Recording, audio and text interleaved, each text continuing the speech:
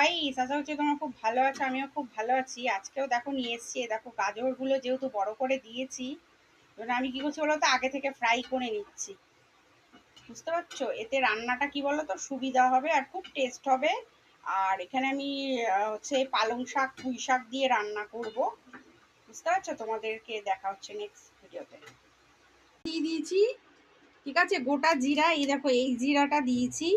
গোটা জিরা হচ্ছে ফোড়ন দেব আর কি। আর এটার মধ্যে কি কি দিচ্ছি বলো তো, পালং শাক আর পুঁই শাক। বুঝতে পারছো? বলছি ওই জিরা না ব্রাউন কালার হবে, পুড়িয়ে ফেলো না, ঠিক আছে? তাহলে কিন্তু ফোড়নটা একদম বাজে হয়ে যাবে। আর এই দেখো আমি শাক দিলাম। বুঝতে পারছো?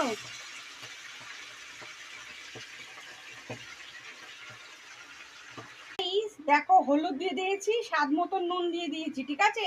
গাজরটা আমি ফ্রাই করে রেখেছি, গাজরের নুন দিয়ে ফ্রাই করিনি, ঠিক আছে? এবার আমি কি করব, এটাকে আমি ঢেকে দেবো, ঠিক আছে, জল ছাড়া। হুম, জল ছাড়া এরকম ঢেকে দিলাম, ঢেকে দিয়ে গ্যাসটাকে সিম করে দিলাম। দেখে নাও আমার সিমের আঁচটা।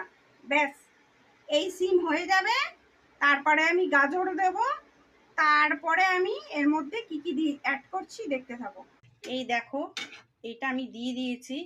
আর আমার শাকটা ভাপানো হয়ে গেছে, বুঝেছো? 15 মিনিটের মতন রেখে আমি ভাপিয়ে দিয়েছি। বুঝতে পারছো? দেখো গাজর ফাজর সব সিদ্ধ হয়ে গেছে। এবার আমি যেটা করব তোমাদের দেখাই, আমার মায়ের রেসিপি তো। এই দেখো কাঁচা দুধ, ঠিক আছে? এবার এইটাকে কি করছি দেখো তোমরা।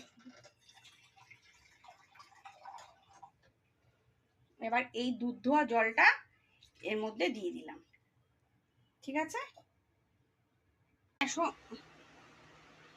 তো গাইস, তোমরা চাইলে না বেসনও দিতে পারো, চিনিও দিতে পারো, আটাও দিতে পারো, ঠিক আছে? তো আমি একটু চিনি অ্যাড করলাম, ঠিক আছে?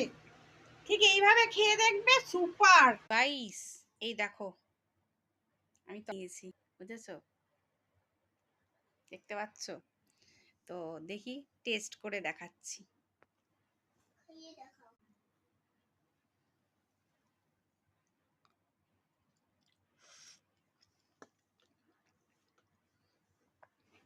ফাটাফাটি টেস্ট, এর থেকে আর ভালো কিছু নেই। ফাটাফাটি,